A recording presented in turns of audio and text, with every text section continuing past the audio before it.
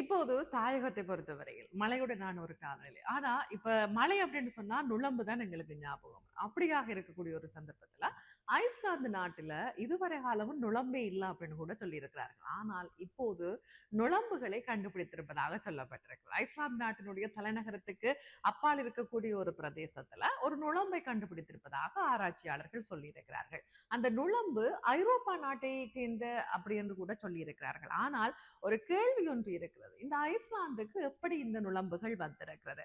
ஐஸ்லாந்தை பொறுத்தவரையில் அதிக பனிமூட்டமான காலநிலையாகத்தான் இருக்கும். அந்த பனிமூட்டமான காலநிலையில இந்த நுளம்புகள் பரவுவது வந்து மிகவும் அரிதாக இருக்கு. நுளம்பு பரவவே மாட்டுது அப்படின்னு கூட சொல்லலாம். ஆனாலும் இப்போது நுளம்புகள் கண்டுபிடிக்கப்பட்டிருக்கிறது. பெரும் ஆராய்ச்சிகள் நடைபெற்றுக் கொண்டிருக்கிறது இந்த ஐஸ்லாந்துல எப்படி இந்த நுளம்புகள் வந்திருக்குது அப்படி என்று சொல்லி. அதுக்கு ஒரு சில காரணங்கள் சொல்லியிருக்கிறார்கள்.